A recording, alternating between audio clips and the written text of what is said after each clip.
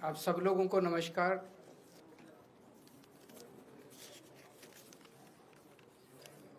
प्रधानमंत्री जी ने कहा है कि देश बेहद आर्थिक संकट से गुजर रहा है और इस वजह से उन्होंने देश के एक लोगों को अपील की है ये 7 स्टेप उठाने के लिए, ये 7 कदम उठाने के लिए। एक तो ये कि वर्क फ्रॉम होम करो, सोना खरीदना बंद करो, कम से कम सोना खरीदो। तीसरा, तेल की बचत करो, पेट्रोल डीजल की, पब्लिक ट्रांसपोर्ट इस्तेमाल करो। चौथा, फर्टिलाइजर्स का कम से कम इस्तेमाल करो, नेचुरल फार्मिंग करो। पांचवा, फॉरेन प्रोडक्ट्स कम से कम इस्तेमाल करो और फॉरेन एक्सचेंज बचाओ। छठा, कुकिंग ऑयल कम से कम इस्तेमाल करो। और सातवां, फॉरेन ट्रैवल बंद करो, विदेशों में जाना बंद करो। हमारे देश 1950 के बाद से अभी तक ऐसे कई समय आए जब देश अलग अलग संकटों से गुजरा। कभी अलग अलग देशों से युद्ध हुआ, चीन से, पाकिस्तान से, आर्थिक मंदी से भी गुजरा। लेकिन इतने कठोर कदम आज तक कभी किसी प्रधानमंत्री ने देशवासियों को लेने के लिए नहीं कहे। मुझे याद है लाल बहादुर शास्त्री जी ने भी देश के लोगों से अपील की थी, इंदिरा गांधी जी ने भी एक समय सोना ना खरीदने की अपील की थी, अलग अलग अपीलें की थी अलग अलग प्रधान। इतनी कठोर अपील, इतनी सारी 7 इतने बड़े कदम आज तक कभी किसी ने नहीं लिया। पूरा देश इस वक्त सदमे में है। तो मेरी 3 गुजारिश है प्रधानमंत्री जी से।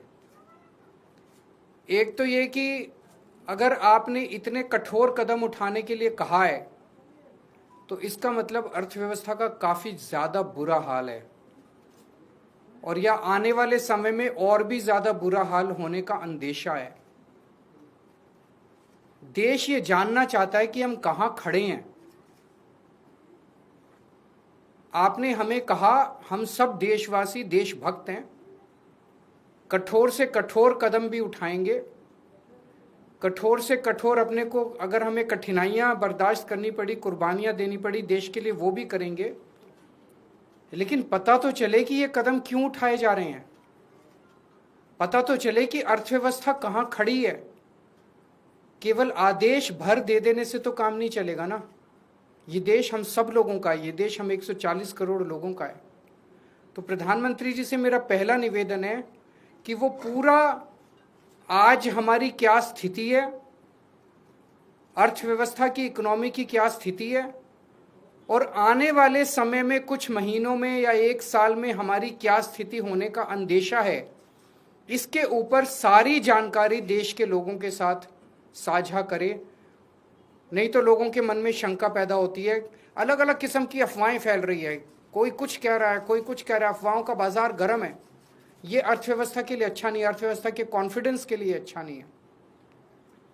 दूसरा, हम सब जानते हैं कि ये इराक और अमेरिका के बीच जो युद्ध है उसकी वजह से हो रहा है। लेकिन इराक और अमेरिका की वजह से युद्ध जो है उसकी वजह से तो पूरी दुनिया प्रभावित है, सारी दुनिया के सभी देश प्रभावित हैं उस युद्ध की वजह से। लेकिन किसी भी देश ने, किसी भी देश की सरकार ने इस किस्म के ये 7 कदम उठाने के लिए किसी भी देश की सरकार ने अपने नागरिकों को अपील नहीं की है। एक भी देश नहीं है। किसी ने कुछ एक स्टेप, किसी ने 2 स्टेप, किसी ने, लेकिन ये 7 इतने कठोर कदम उठाने के लिए एक भी देश की सरकार ने अपने नागरिकों को अपील नहीं की है। इससे मन में शंका पैदा होती है कि कहीं स्थिति केवल इराक अमेरिका के युद्ध की बजाय और भी कहीं स्थिति कुछ और ज्यादा खराब तो नहीं है। हमारा देश किन परिस्थितियों से गुजर रहा है। तो दूसरी मेरी मोदी जी से प्रार्थना है कि देश के लोगों को बताए कि जो कदम किसी भी देश ने नहीं उठाए, सभी देश प्रभावित हैं, ऐसे कठोर कदम केवल भारत देश को उठाने की क्या जरूरत पड़ी, इतनी ज्यादा क्या खराब स्थिति हो गई। और तीसरी बात, इसका सारा बोझ मिडिल क्लास पे क्यों डाला जा रहा है? फॉरेन मत जाओ, फॉरेन प्रोडक्ट्स मत खरीदो, सोना मत खरीदो, पेट्रोल डीजल गाड़ी मत इस्तेमाल करो, वर्क फ्रॉम होम करो, पब्लिक ट्रांसपोर्ट केवल और केवल इन सारे कदमों से केवल मिडिल क्लास बहुत देशभक्त है। जरूरत पड़ेगी किसी भी हद तक मिडिल क्लास देश के लिए कुछ भी करेगा, लेकिन केवल मिडिल क्लास क्यों? सबसे पहले अगर कुर्बानी देनी चाहिए थी तो देश की सरकार को कुर्बानी देनी चाहिए थी। देश की सरकार अपने खर्चों के ऊपर, अपनी कंज्यूमर जो कंज्यूम करते हैं अपने खर्चों के ऊपर, देश की सरकार सबसे पहले कटौती करती। देश की सरकार ने कोई कटौती नहीं की। उसके बाद देश के प्रधानमंत्री और सारे मंत्री मिलकर अपने अपने खर्चों पे और कंजम्पशन पे कटौती करते। उन्होंने भी कोई कटौती नहीं की। सब खुले घूम रहे हैं, विदेशों में भी जा रहे हैं, गाड़ियां भी खूब इस्तेमाल कर रहे हैं, हवाई जहाज सब हो रहा है, सोना भी खूब खरीद रहे होंगे। उसके बाद अगर बनता था तो अफसरों के ऊपर, अफसरों से उम्मीद की जाती कि अफसरशाही जो है वो कुछ कुर्बानी करेगी। उसके बाद उम्मीद थी देश के अल्ट्रा रिच, जिनमें मोदी जी के कुछ दोस्त हैं, उनसे भी एक अपील करते मोदी जी की अडानी जी भी कुछ कुर्बानी करें, और जो देश के अल्ट्रा खरबपति अरबपति हैं वो भी कुछ करो। उनसे भी कोई अपील नहीं की गई। केवल और केवल देश की मिडिल क्लास से ये अपील की गई। इस बात का दुख होता है। मैंने पिछले 2 दिन में कई लोगों से बातचीत की, उन्होंने कहा हम करेंगे देश के लिए कुर्बानी, लेकिन केवल हम क्यों? अडानी जी कुर्बानी नहीं करेंगे, मंत्री कुर्बानी नहीं करेंगे, अफसर कुर्बानी नहीं करेंगे, मोदी जी कुर्बानी नहीं करेंगे। देश तो सबका 140 करोड़ लोगों का है, चुन के केवल मिडिल क्लास के। तो हम सब लोग तैयार हैं, जो भी देश के लिए करने की जरूरत है हम सब तैयार हैं, लेकिन चुन के मिडिल क्लास को टारगेट ना किया जाए और देश के साथ सारी इंफॉर्मेशन साझा की जाए। अगर आपके कोई प्रश्न है तो। सर, नीट का एग्जाम जो है वो रद्द करना पड़ा है। सबसे पहले मैं उन लाखों बच्चों को और उनके पेरेंट्स को अपनी तरफ से पूरी संवेदना देना चाहता हूं जो इस परीक्षा के रद्द होने से प्रभावित हुए हैं।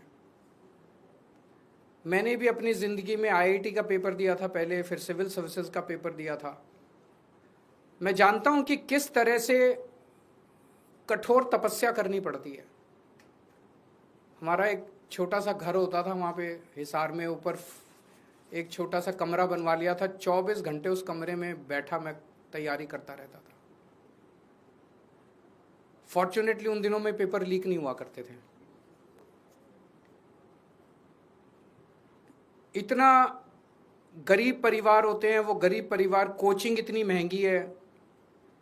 कोचिंग करने के लिए कई लोग दिल्ली आके रुकते हैं, दिल्ली में किराए की जगह लेते हैं बच्चे। अपने माँ बाप, कई लोगों के माँ बाप अपनी सोना गिरवी रख देते हैं, ज़मीन बेच देते हैं बच्चे को कोचिंग कराने के लिए। और उसके बाद अगर पेपर लीक हो जाए तो उससे बड़ा मैं समझता हूं कि धोखा किसी के साथ नहीं हो सकता। और ये नीट का पेपर पहली बार लीक नहीं हुआ। मेरे ख्याल से एक बार 17 में हुआ था, एक बार 21 में हुआ था, फिर एक बार 24 में हुआ था, और एक बार अब लीक हुआ है। 4 बार पेपर लीक हो चुका। तो पेपर ऐसे तो लीक होते नहीं है। इसका मतलब बहुत बड़े स्तर के ऊपर कुछ ना कुछ तो कल्यूजन है, मिली भगत है, पॉलिटिकल पेट्रोनेज है। मैं ये जानना चाहता हूं जिन्होंने 2017 का पेपर लीक किया था वो आज कहां हैं? उनको सजा मिली? जिन्होंने 2021 का पेपर लीक किया था उनको सजा मिली? जिन्होंने 2024 का पेपर लीक किया सबकी बेल हो गई, सारे बाहर हैं। सबको कह दिया गया अब अगले पेपर के लीक करने की तैयारी करो, और वो कर रहे हैं। पेपर लीक पे लीक पे ये चल क्या रहा है इस देश के अंदर? और मैं पूरी जिम्मेदारी के साथ कहता हूं, सरकार चलाना कोई आसान काम नहीं है। सरकार चलाना बहुत मुश्किल काम है। जिन लोगों से एक पेपर ठीक से नहीं होते बिना लीक करवाए, वो सरकार क्या चलाएंगे? मिले हुए हैं ये लोग। It is a case of complete कल्यूजन। लाखों करोड़ों बच्चों के भविष्य के साथ खिलवाड़ किया जा रहा है। उन सब बच्चों के साथ मेरी संवेदनाएं हैं और मैं उन सब बच्चों को बोलना चाहता हूं कि सड़कों के ऊपर उतरना